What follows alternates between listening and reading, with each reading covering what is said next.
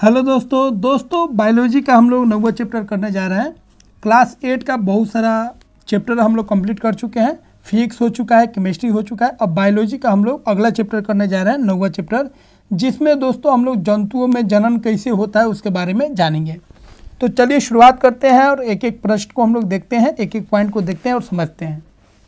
तो पहला पॉइंट है लैगिंग जो जनन होता है वो किसको हम लोग बोलते हैं। ठीक है, तो ऐसा जनन जिसमें नर और मादा मतलब मेल और फीमेल दोनों पार्टिसिपेट करता है, तो ऐसे जनन को, ऐसे रिप्रोडक्शन को हम लोग क्या बोलेंगे, लैंगिक जनन बोलेंगे। ठीक है, अगला है नर जनन अंग कौन कौन होते हैं। तो देखिए मेल का जो रिप्रोडक्टिव पार्ट्स होता है वो कौन कौन होता है। तो एक जोड़ा होता है टेस्टिस जिसको हम लोग बोलेंगे विसन, 2 शुक्राणु नलिका होता है और एक लिंग होता है जिसको हम लोग सीसन बोलते हैं।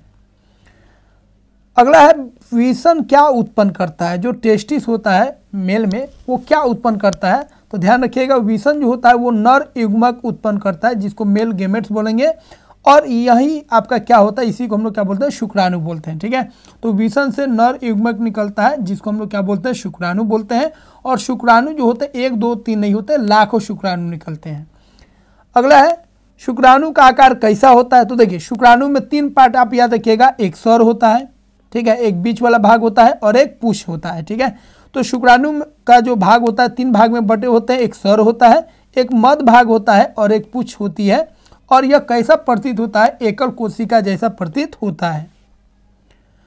अगला बिंदु है मादा जनन अंग कौन कौन होते हैं। तो देखिए मादा जनन का अगर हम बात करेंगे तो जिस तरह मेल में होता है उसी तरह फीमेल में भी होगा, लेकिन नाम अलग होगा। ठीक है, मादा जनन में अंगों में एक जोड़ा अंडाशय होगा जिसको ओवरी बोलेंगे, एक अंडा वाहिनी होगा पाइप की तरह जो होगा, डिम्ब वाहिनी भी बोलेंगे इसको, और एक क्या होगा, गर्भाशय होगा। ठीक है, अगला बिंदु है मादा युग्मक कौन उत्पन्न करता है। तो मादा युग्मक जो है फीमेल गैमेट जो है वो कौन उत्पन्न करता है, अंडाशय।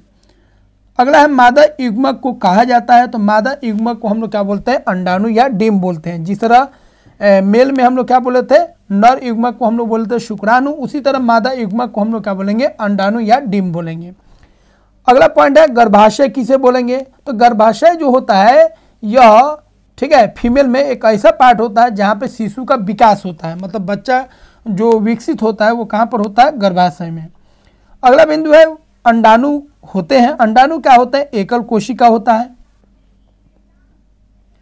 मनुष्य के अंडाणु अति सूक्ष्म होते हैं। ठीक है, तो अलग अलग अंडाणु का अलग अलग आकार होगा, जबकि मुर्गे का अगर बात करेंगे, मुर्गी का जो अंडाणु होता है वो बड़ा होता है।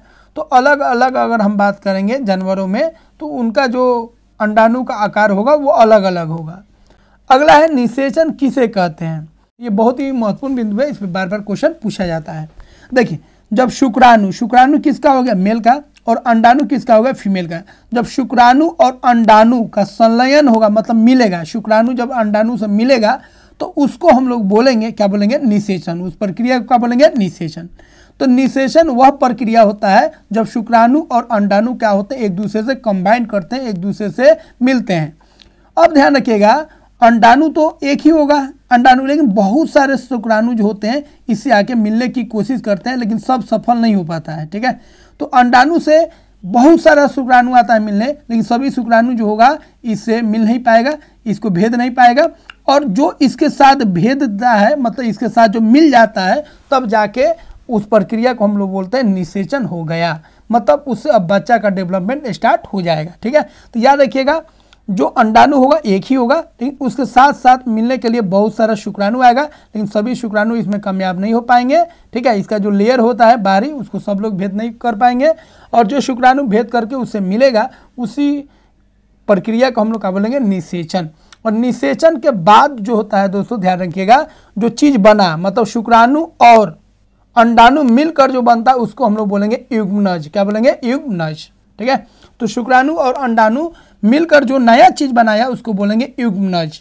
ठीक है, और इस प्रक्रिया को हम लोग क्या बोलेंगे, निषेचन। ठीक है, तो शुक्राणु और अंडाणु का जो मिलने का प्रक्रिया है उसको निषेचन बोलेंगे, और इसके पश्चात जो चीज बनता है उसको हम लोग क्या बोलेंगे, युग्मनज बोलेंगे।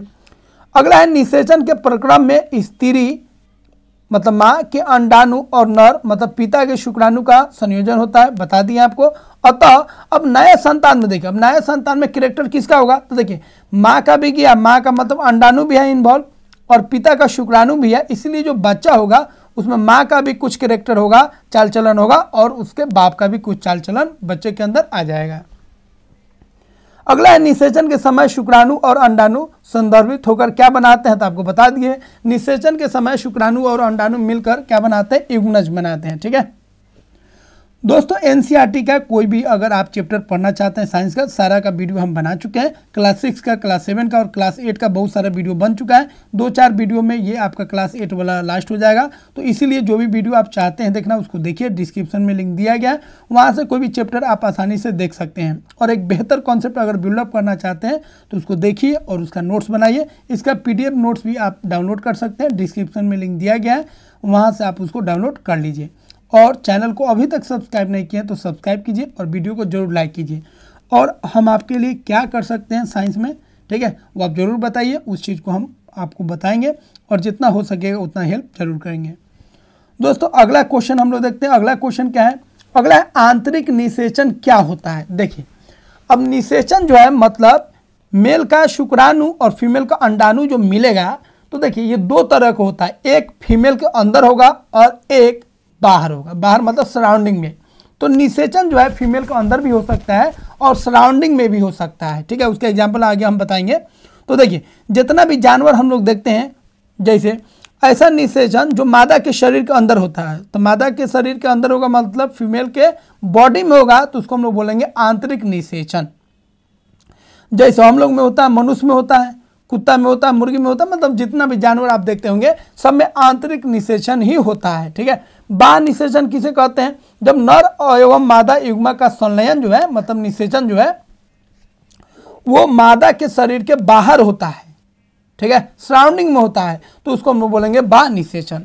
ये बाह्य निषेचन किस में होता है, तो याद रखिएगा मछली में। ठीक है, मछली का जो मादा है उसमें बच्चा नहीं मतलब पलता है। ठीक है, बच्चा का जन्म कहाँ होता है, बाहर से। मछली अंडा दे देती है, ठीक है, उस अंडा के साथ जो मछली का मेल है उसका शुक्राणु उसके साथ मिलता है, कंबाइंड करता है, तब जाके मछली का बच्चा जो है उसका जन्म होता है। ठीक है, तो मछली हो या स्टार फिश हो, इस सब में निषेचन कहाँ पे होता है, बाहर होता है, जल में होता है। ठीक है, अगला भ्रूण कैसे बनता है, तो देखिए निषेचन के परिणाम जो युग्मज बना है, युग्मज जो होगा थोड़ा विकसित हो जाएगा तो किसका रूप ले लेगा, भ्रूण का रूप ले लेगा।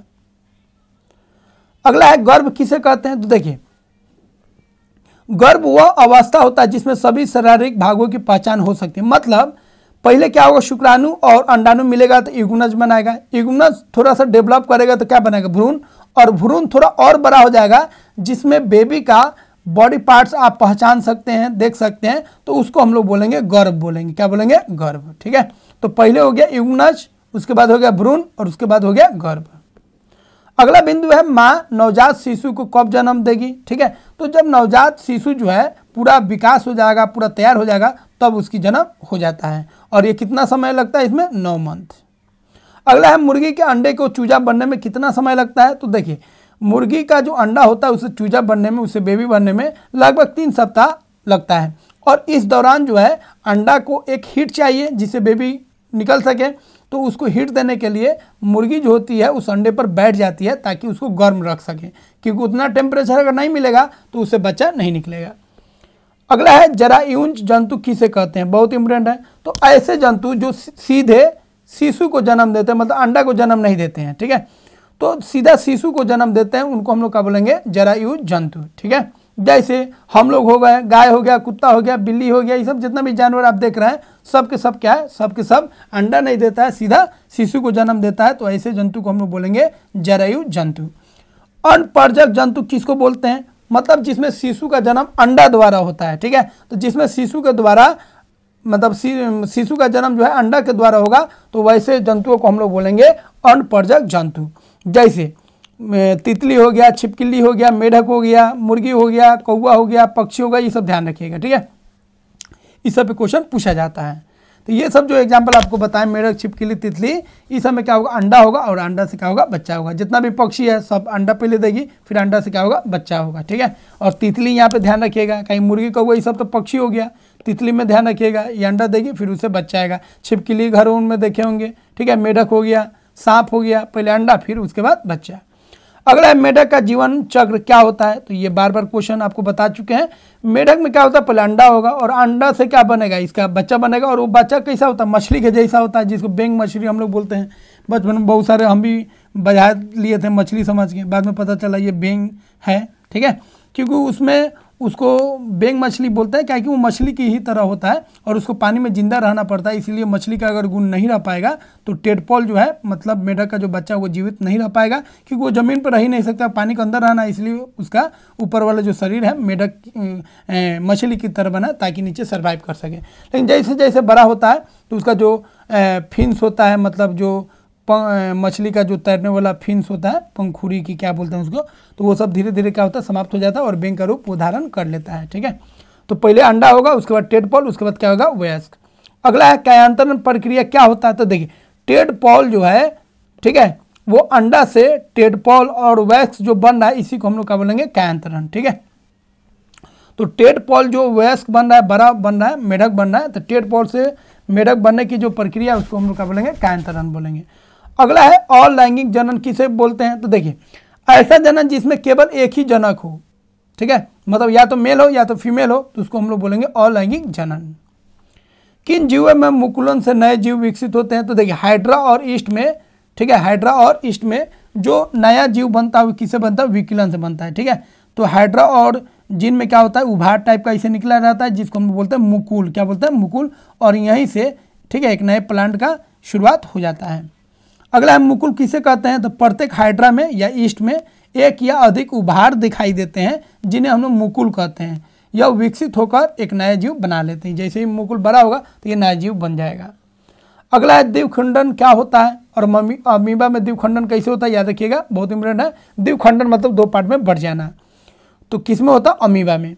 अमीबा जो होता है एक कोशिक होता है, आप जानते ही हैं, इसमें दो केंद्रक होता है, ठीक है, एक कोशिक होता है, इसमें दो केंद्रक हो जाएगा, ये आधा आधा बढ़ जाएगा और आपका एक से कितना अमीबा बन जाएगा, दो अमीबा बन जाएगा। इसमें केंद्रक के दो भागों में विभाजन से जनन क्रिया प्रारंभ होता है। इसके केंद्रक दो भागों में विभाजित हो जाते हैं, बढ़ जाते हैं, जिसके प्रत्येक भाग में केंद्रक होता है, ठीक है। इस तरह एक जनक से दो अमीबा बनते हैं और इस प्रक्रम को हम लोग क्या बोलेंगे, द्विखंडन। द्विखंडन मतलब दो भागों में बढ़ जाना। अगला है क्लोनिंग किसे कहते हैं, देखिए किसी भी जीव से या संपूर्ण जीव का अगर आप कॉपी कर रहे हैं, ठीक है, जैसे एक भैंस है, ठीक है, और उसके जीन से एक नया भैंस उसी तरह बना दिए, तो इस प्रक्रिया को हम लोग क्या बोलेंगे, क्लोनिंग। और ये प्रक्रिया जो होता है कृत्रिम होता है, क्या होता है, कृत्रिम मतलब मानव बनाते हैं, ठीक है। तो किसी भी जंतु का, उसके सेल का या उस जंतु का, उस जीव का आप नया कॉपी तैयार कर दे रहे हैं, ठीक है, तो उसको हम लोग बोलेंगे क्लोनिंग। क्लोनिंग से सबसे पहले जो तैयार किया गया था, डोली नाम का एक भेड़ थी, उसको तैयार किया गया था, लेकिन इसको तैयार किया गया था, बनाया गया था 1996 में, लेकिन इसके फेफड़ा में कुछ इन्फेक्शन था, जिसके कारण इसका मृत्यु जो है 2003 में हो गया, ठीक है। तो दोस्तों इस तरह हम लोग कंप्लीट कर चुके हैं क्लास 8 का जो चैप्टर था, 9वां चैप्टर जंतुओं में जनन, उसको हम लोग कंप्लीट कर चुके हैं। आशा करते हैं दोस्तों यह वीडियो आपको काफ़ी अच्छा लगा होगा।